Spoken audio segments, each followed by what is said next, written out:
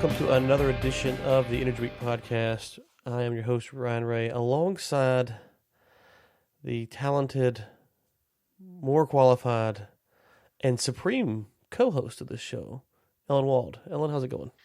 It is good. I don't think I've ever received such a wonderful introduction. Well, I never call myself the host, and when I did, I was like, "Well, I can't be. I got to fix this." So it was on the fly, but it's all well earned and deserved. So let's get into a few things. We were talking offline just before we get in the show. So Baby Piper will be here Wednesday, if not sooner. We're recording this on April Fool's Day, so she will be here within the next 2 days. So that means we will probably plan on taking off next week, the 8th, and then be back on the 15th. Just a quick listener note. In case you did miss the memo, Tom Brady is not retiring. That is an April Fool's joke. I don't know if you saw that or not, Ellen, but it's like my ESPN app, my phone, everyone started blowing up. Tom Brady's not really retiring, and I was like, is this even a news story? Like we have to write articles about an April Fool's joke about a quarterback retiring on April. I mean, I don't know. It felt like the reporters were desperate today in the sports world. I'm going to admit that I completely missed that, possibly because Aramco decided to drop its financials on April 1st, and that was not an April Fool's joke. Okay. Could have been. I actually, for a minute, I thought that, and I was like, no, they have no sense of humor. Yeah. Okay. Well, we are going to talk about that extensively, or somewhat extensively, here at the back half of the show. So, in case you didn't mention, Ellen was talking about Aramco is considered to be the world's most profitable company now, and just by how much we'll talk about in a second. But first, let's talk a little bit about our old buddy Iranians, however you say it. According to Platts, U.S. to extend Iran oil sanction waivers to China, India, South Korea, Turkey, according to a survey. I just love this, how it's reports, survey, insiders, outsiders. Yes. Would you like some insight into that? Yeah. So well, I mean, I was just going to ask, are the sanctions going to keep holding up? It feels like, I don't know, it just feels like every time I turn around, there's exception here, mitigating factor there. Some people I know have told me offline that they can buy stuff from Iran through unconventional methods. What's going on, Ellen? Well, so this is a survey. This is according to analysts who have absolutely no inside information, or at least I don't have any inside information. So I was surveyed as part of this, 12 analyst survey, and I expressly said I don't have inside information, but here's what I think is going to happen.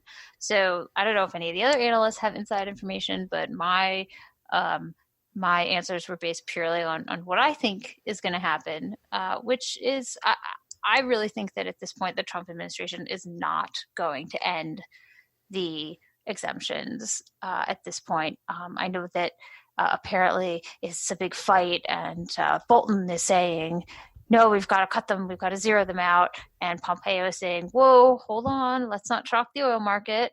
And then you've got who's the economic advisor, Kudlow, is saying, no, the oil market's got plenty of room in the oil market. And then you got Trump tweeting to OPEC, oil price is getting too high. Right. Produce more oil. We need it.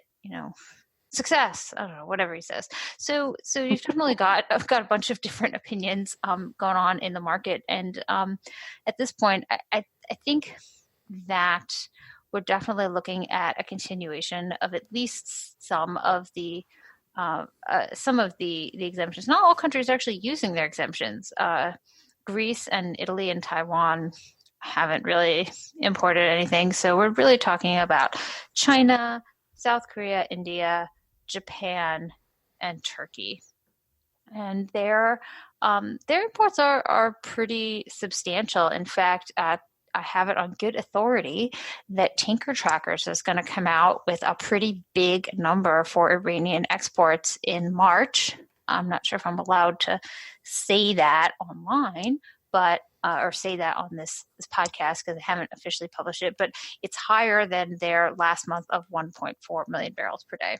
And so it's a pretty significant amount of oil on the market. In fact, if you look at the exemptions, they should be exporting like 1.5 million barrels per day. So we've got sanctions on Venezuela. We've got Venezuela's oil industry collapsing. like before our eyes. We've got Saudi Arabia cutting production. We've got Kazakhstan cutting production. We've got Russia maybe kind of cutting production. Like, you really want to remove 1.5 million barrels a day from the market, and you expect that prices aren't going to jump just as American consumers want to get on the road and someone put it drive to that lake house vacation this summer. I really don't think that would be a good idea. So let's just step back here. We talked about this. I guess I'm trying to think of the timeline of the sanctions here. August, something like that, I think, is when they were talking about putting them in place. And they hit October, November. And at that time, November. Yeah. What's that? Yeah, they hit early November. Oh, early November, right.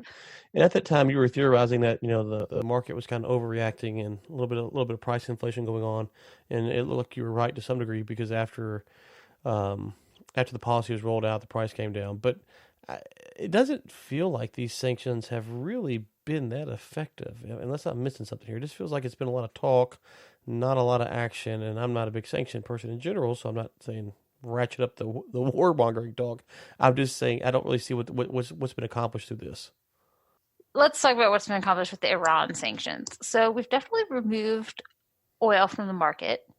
Definitely Iran's revenues are down. But if you're looking at, okay, so what's the goal of the sanctions? Like, you could say you want to eliminate the oil from the market, but that's not a goal in and of itself. Right. Clearly the goal, I mean, it's not like we're not waging an economic war. We're not saying we want to eliminate your oil so we can make room for ours. That's not what we're doing. So the result is to pressure the regime either to collapse or to engage in some sort of negotiations that will involve Iran pulling back its military or paramilitary organizations from Iraq and Syria, and potentially coming to some sort of new understanding or negotiation or agreement on nuclear power technology or nuclear weapons technology. And those, I don't think any of those goals have even been remotely reached. In fact, it's pretty clear at this point that the Iranian regime is just going to wait this out. That they saw what happened when they signed a deal, when they did a deal with the Obama administration, and then the Trump administration took over, and it was basically dead. And so, I mean, look, if you were them, you'd be like, oh, I'm going to wait and see what the outcome of the next election is before I even before I even consider what I want to do. So, you can't blame them. No, and let me ask you this. I heard some foreign policy discussion the other day, and they were essentially critical of the mindset that we have towards Iran. They're basically saying that, a lot of talk about the fear of Iran and what they could do and what they couldn't do. And their take was really is that obviously Iran is involved in some nefarious activities. There's no doubt about that. But for the most part, they're pretty harmless. And they weren't saying that they were moralistic good leadership. They weren't trying to say they were good people or anything like that. But for the most part, they're not really out waging war, and they're not an empire trying to take over the world. And yeah, they wanted to. They don't really have the capital to do such a thing. And really, they're a non-threat was their take, and that most of the perceived their point was most of the threat that we perceive from the America side is really in our mind, and that they're really not that big of a threat to the United States, which I thought was an interesting take. And I'm not a Middle East expert. I was just curious what your thoughts were on that. Now, again, just to be clear, they're not saying that they're good people. They're just saying they're not a realistic threat to the U.S. So I would say that there definitely is a lot, and I see where they're getting this idea of like there's a lot of perception of them as bad, and a lot of that goes back to the hostage crisis, to them chanting death to America, taking the hostages. A lot of it goes back to that bad blood, and that's definitely not necessarily what's really going on. That's window dressing. That's optics. Sure. On the other hand, okay, if you look at the kinds of activities that Iran is sponsors, with its money and is actively engaging and doesn't even hide from, they are a significant terrorist threat. I mean, if you don't think that terrorism or paramilitary organizations are a big threat, I mean, okay, like you might say, like, okay, Russia is a bigger threat, or Chinese hacking, cyber hacking, or whatever. Those could be bigger threats or whatnot. But if you're talking about perpetrating terrorist activities, Iran is behind a lot of stuff. I mean, they've blown up, and I'm not talking about like the past couple of years, but in the past, like 10 or more years, 20 years, they've like had people assassinated. They've blown up synagogues in other places in the world, like I think in Argentina. They were responsible for, I think, a terrorist attack at a Jewish community center in Los Angeles. I mean, this is like actual serious stuff that has actually penetrated the United States. They fund Hezbollah, which is a real threat both within the Middle East and globally. I would say Hezbollah is probably a bigger threat in terms of a terrorist organization than ISIS is at this point.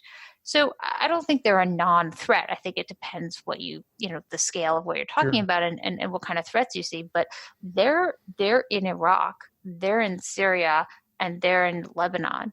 So if you're concerned about the balance of power in the Middle East, then Iran is a threat. And if you're concerned about terrorist activities being perpetuated even in America or in Europe, then I would consider them a threat. Maybe they're not. You could argue that perhaps, global oil sanctions might not be warranted for that kind of threat, but I think that the people who have suffered at their terrorist attacks would probably say otherwise. Sure. Okay. It's interesting. It's an interesting point. I don't think that these sanctions have been at all effective in achieving the goals. On the other hand, right. Trump did say, I'm getting out of the nuclear deal. And he got out of the nuclear deal and he put those sanctions on so he can hold up there and say, I fulfilled this promise. Right. Yeah. And to be clear, to clarify their point, one thing is that they were more saying the U.S.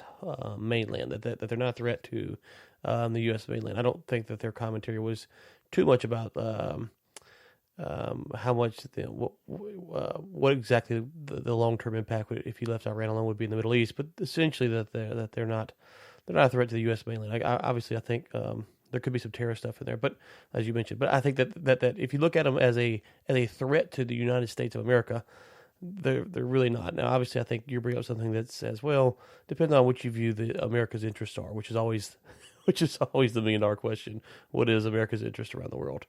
I mean, if you want to rank the top threats to the United States, I mean, I'd probably say like illegal opioids are probably a much bigger threat to, the American people right now than, terrorism from Iran.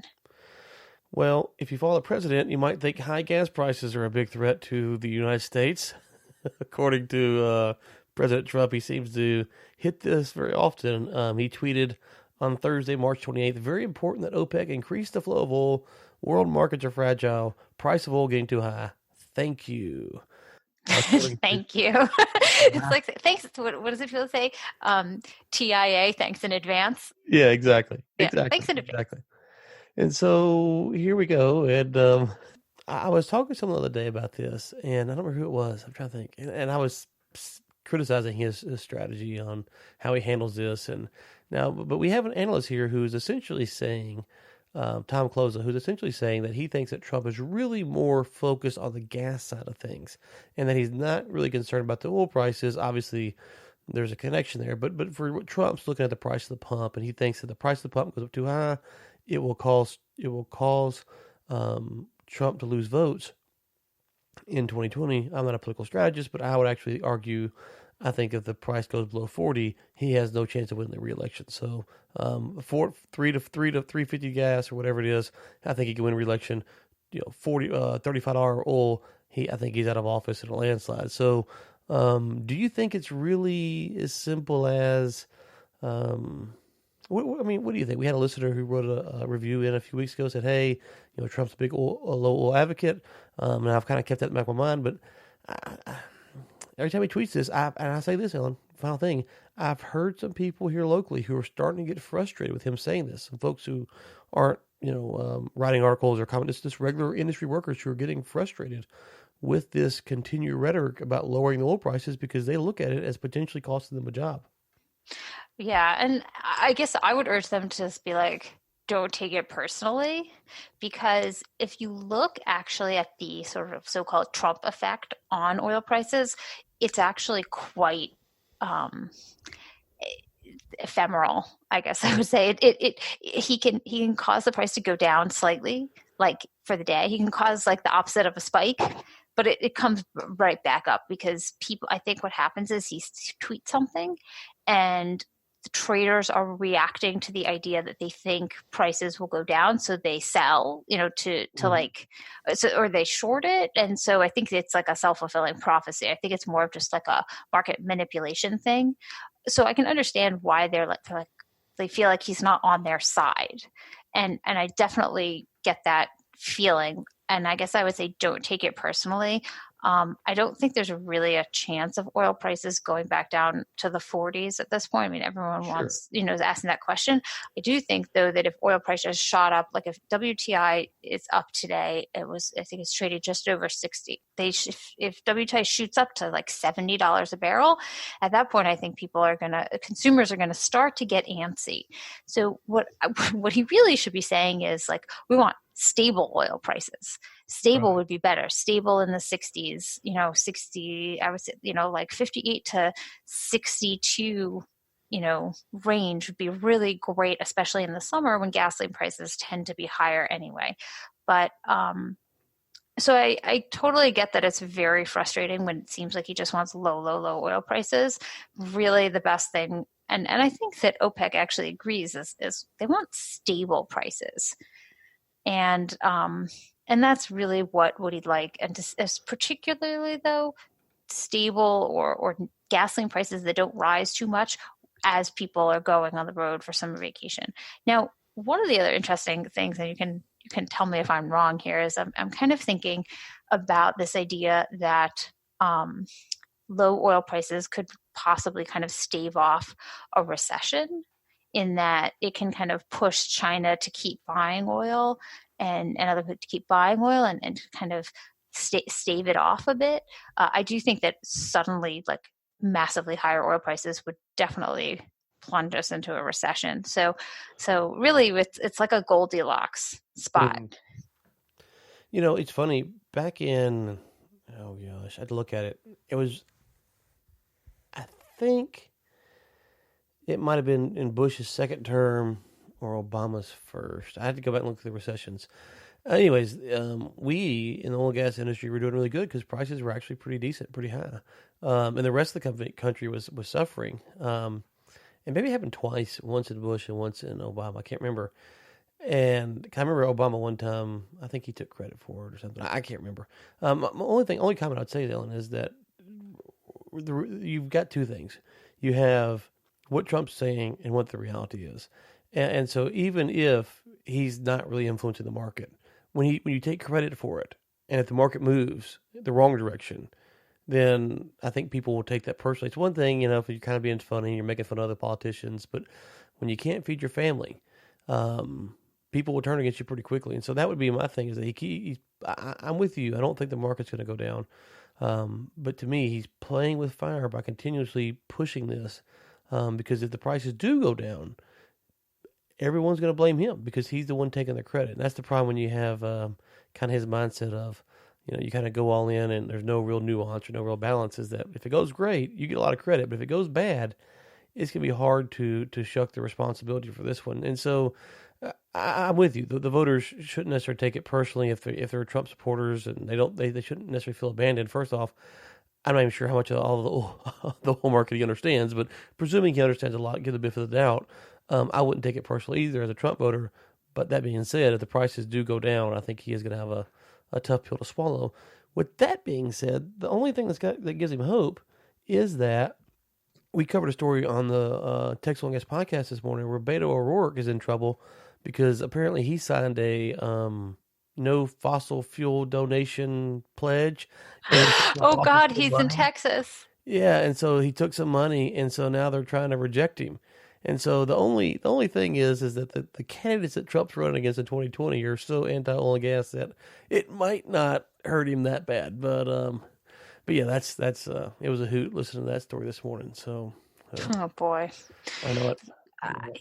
I think that everyone would like him to stop tweeting about the oil market just because he's clearly, there's clearly a Trump effect, even if it's just good for speculators. And it's not healthy. On the other hand, it gives people something to write about.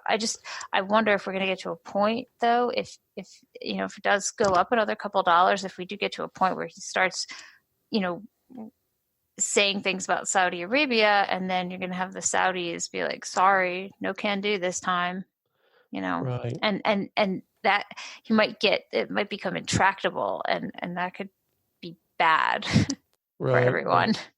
No, yeah, that's gonna be interesting to see how much pressure he can really, if he tries to pressure. I'm gonna be curious to see how far he can push it. One more story about the Trump administration, and then we'll talk about the big Aramco news. Trump administration okays nuclear energy transfer to Saudi Arabia, sparking battle with Congress. Does this mean, Ellen, that Congress is actually going to do something for once? Ha ha ha ha ha ha. I doubt it. I doubt it too. Yeah. The only people who make it, well, they're not the only people. They seem like they work so hard and get nothing done. But I'm not gonna concede that they work hard, but yes. I said they seem like they work hard. I said they seem. I didn't say they actually do. They make it look like they work hard. So, okay, this is interesting because Saudi Arabia wants nuclear power. Why does Saudi Arabia want nuclear power? It's got lots of oil. Well, it would rather export that oil, and plus burning oil for electricity is really bad for the environment. So Saudi Arabia has no rivers, so it can't build any hydroelectric dams, which is a major source of power for places like Venezuela and the US and lots of other countries that have water, but they don't. So they want to build nuclear power plants, which has suddenly become the in thing to do these days. The problem is that they're signatories on the Nuclear Non-Proliferation Treaty. So in order to get nuclear power, they've basically got to get the world to be like, okay, it's all right if you have that.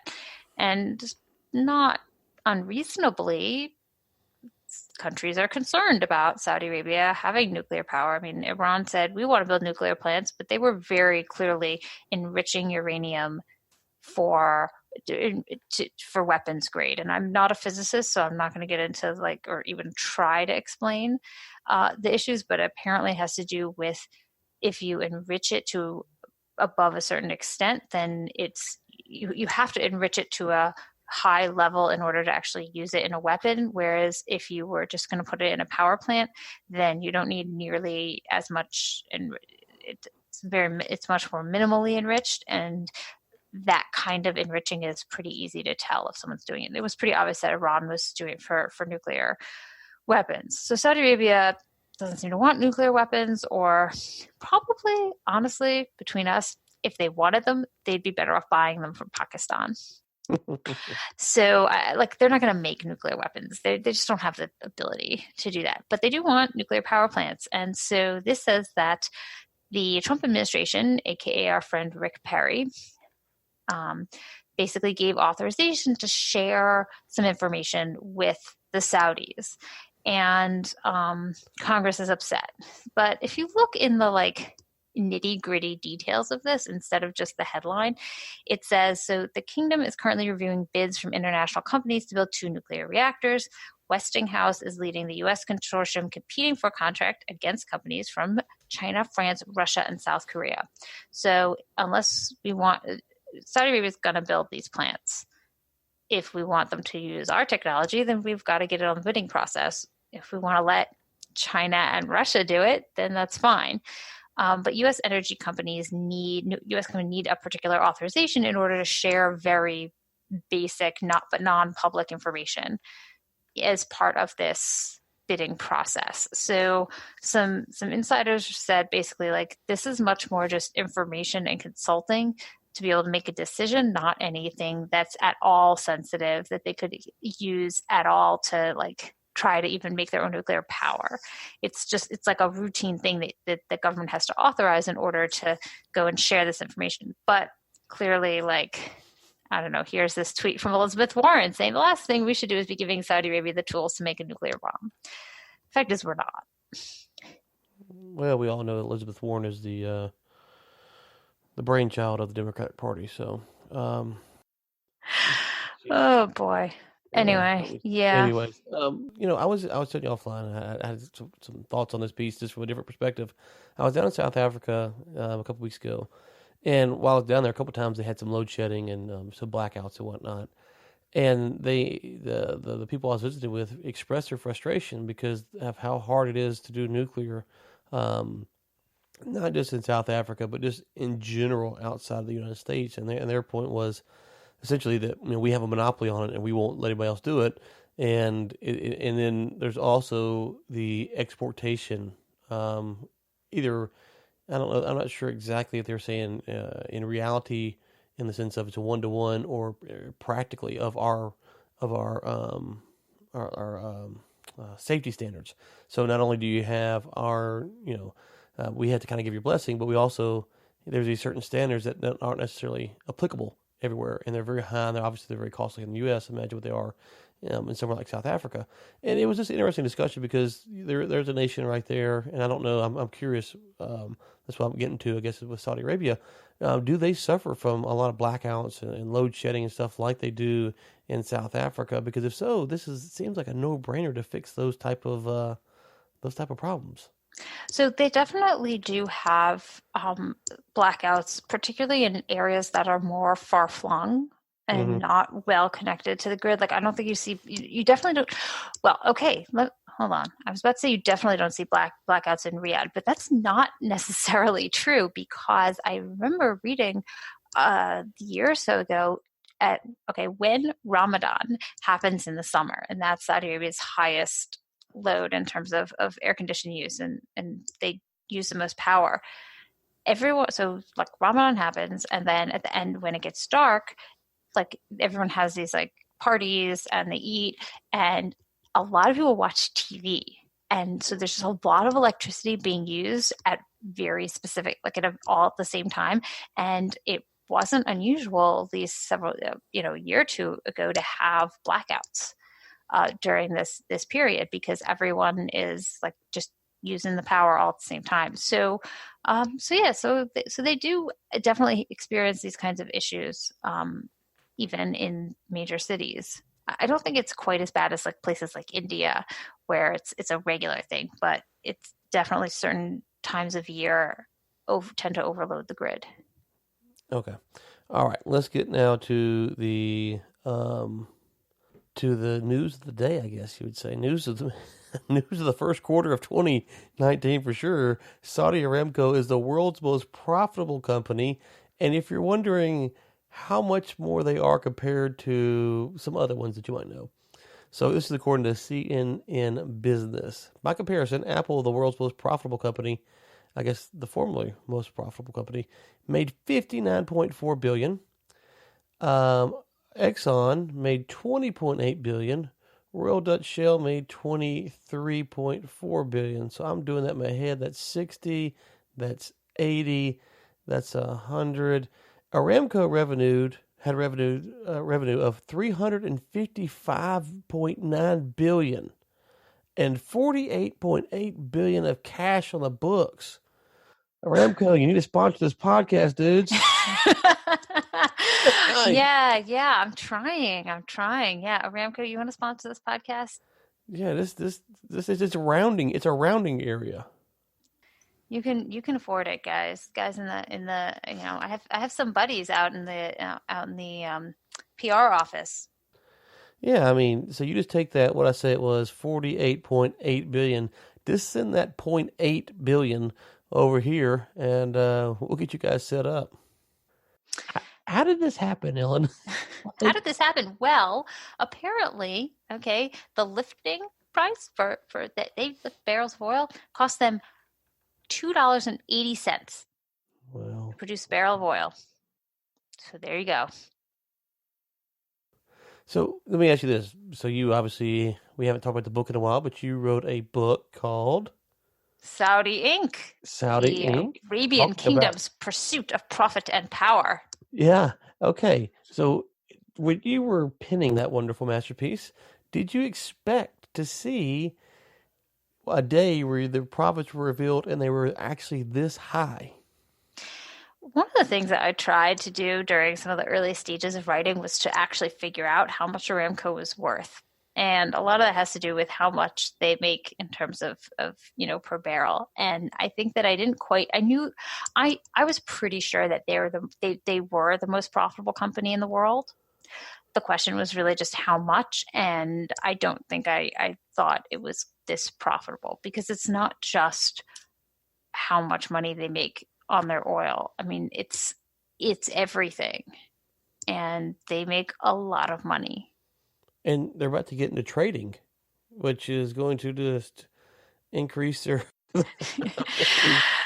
It's Yeah. insane. It's really going to increase what they're able to do. And just real quick, I was looking at these notes here. 48.4 billion, 48.8 billion of cash, and their debt. Their debt's only 27 billion. Now, normally 27 billion is a lot of debt, but when you got 48 billion on cash, 27 billion of debt, it's pretty good number there. Yeah, I thought it would be interesting to kind of talk about this in terms of, everyone's like, oh, well, how do they compare to Apple? How do they compare to Exxon? Well, how do they compare to the kind of debt that we see that, shale oil companies have? How did they compare to the price per barrel? As someone asked me on Twitter, they said, okay, so that's what the lifting cost is, but is there an exploration cost?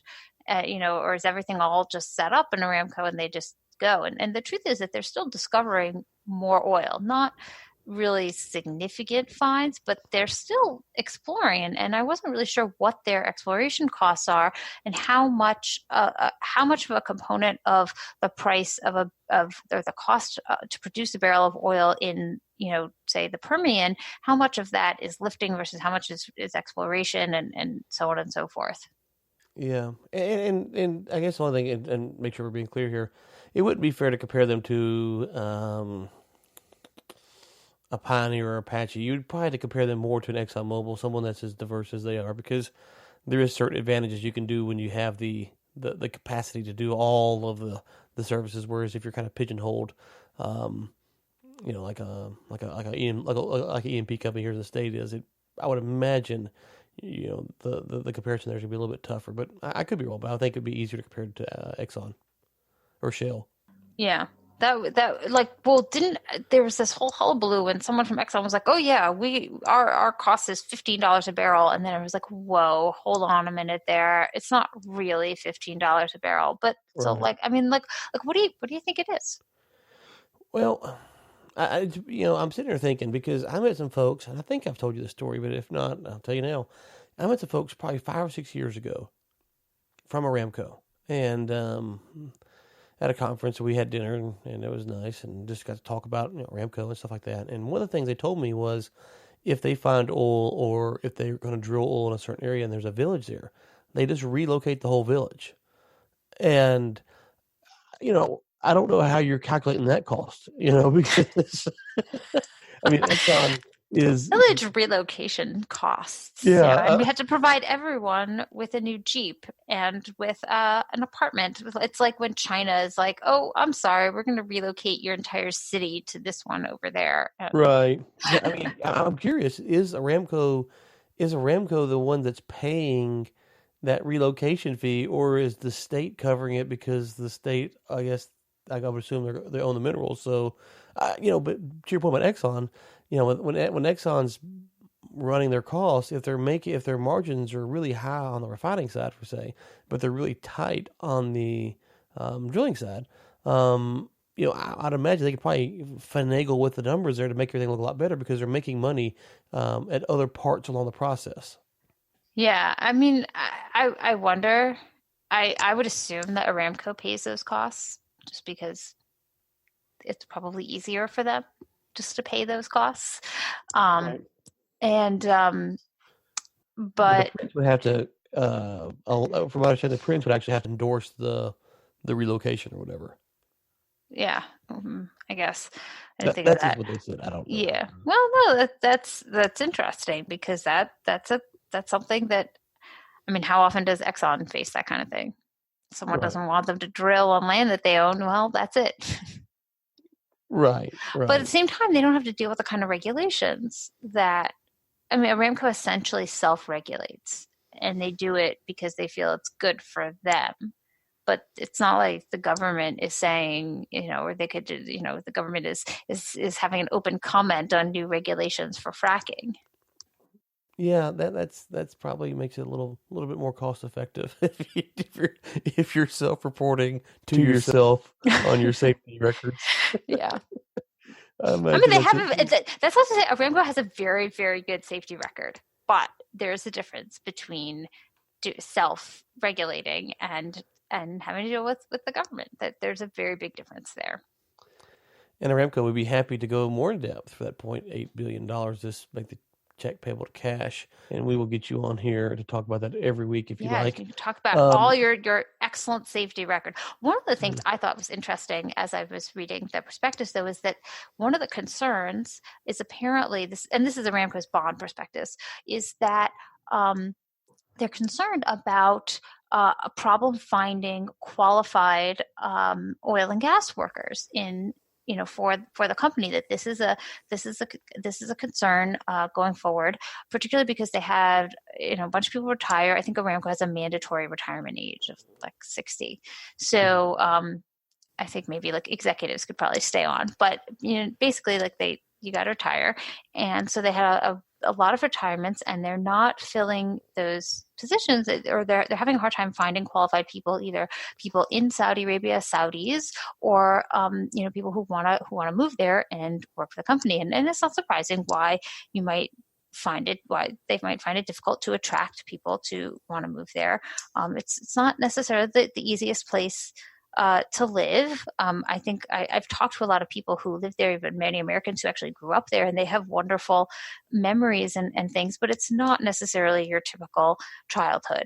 And I thought that was a really interesting thing to consider, because, does that mean they're going to try to attract, particularly if they want to do unconventional drilling, are they going to show up in Texas and the Bakken and try to attract people to come and work there? I mean, how's the employment situation looking in Texas? Are there people there who might want to go to Saudi Arabia? Yeah, right now you'd have to pay buku dollars, I'd imagine, to get someone over there. I mean, seriously, just because we're struggling to keep up with. Depends on what you're talking about, of course, but we're struggling to keep up with some of those demands, especially in last year. The fracking crews we're really struggling to keep up with employment. But yeah, it's funny. I think I told you before. My neighbor across the street, she's a widow, but her husband worked for Mobil before it was Exxon Mobil, and he worked for Aramco, and so she's been over there a bunch, and she's got all these books from Saudi Arabia and stuff, and she liked it. She actually liked being over there, but like you said, it's not for everyone, and it's really hard sometimes to get people to go from I don't know, let's say Kansas to Midland. Well, imagine getting someone going from Kansas to Saudi Arabia. So I don't know how they're going to fix that issue. It's a problem that the industry as a whole is going to have to look at, because we are facing potential labor shortages, I should say,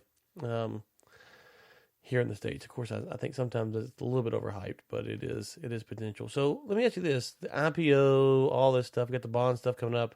What does all this mean for the future of Aramco for the next 2 years with what we know today? Yeah, I mean, I don't think Aramco is IPOing in the next 2 years at all. They're trying to buy SABIC, and that acquisition is going to take them time to basically, I think someone described it as to digest.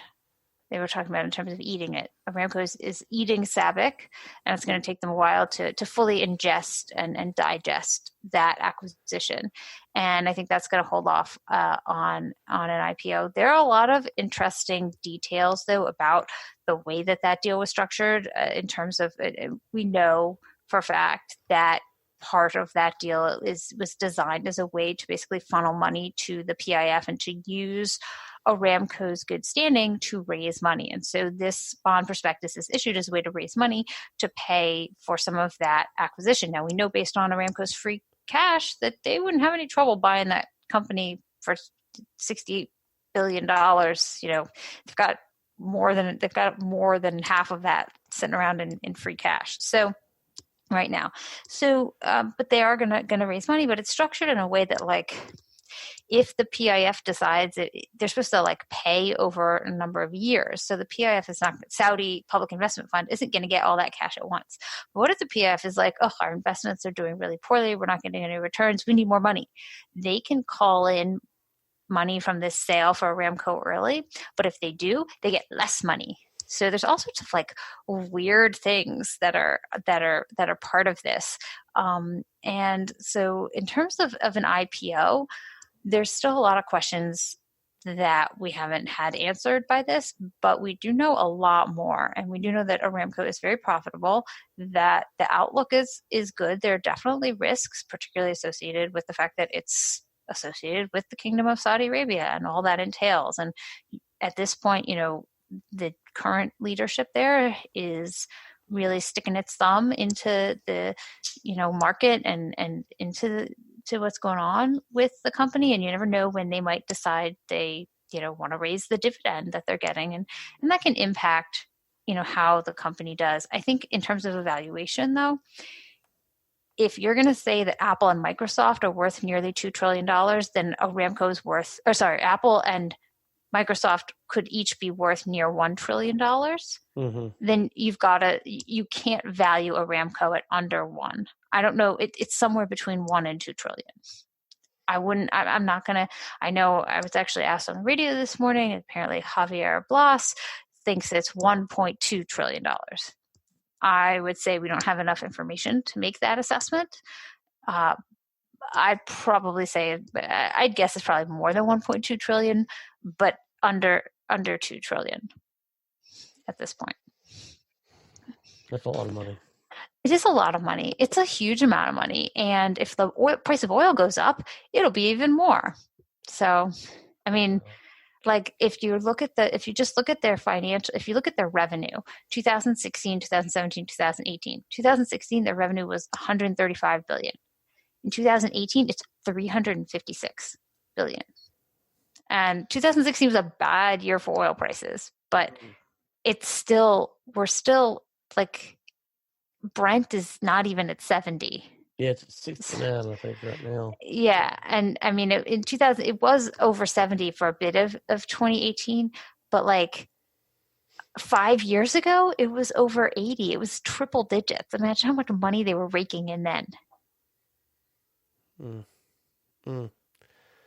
Send us a check. Send us a check, Aramco. We'll do you right. So, all right, Ellen.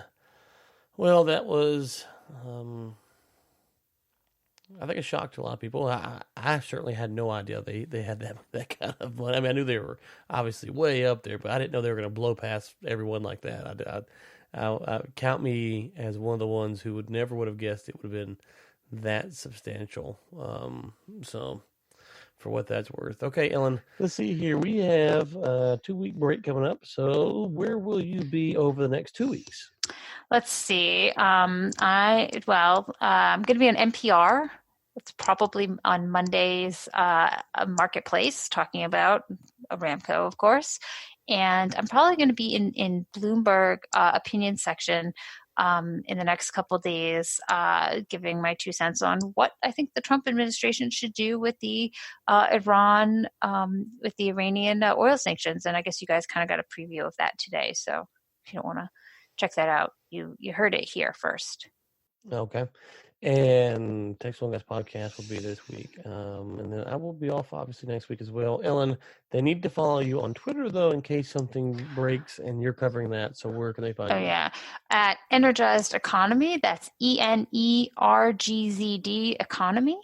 And I'll also probably be putting out some more articles in Forbes, going a little bit more in depth into these Aramco financials. So definitely follow me there too. And I guess finally, since it's going to be 2 weeks since we come back, we have to say RIP to LeBron James 2018 and 2019 season. Oh, thank God. Sorry. Sorry, LeBron James lovers. There's no love lost there between us. It was enjoyable to watch you go down in flames this year, along with all your Laker cohorts. And so here's to no more success than you had this year next year. Ellen, good to be back, and I guess we'll talk to you not next week, but in 2 weeks. To all listeners, thank you so much for tuning in. Talk to you later. Bye.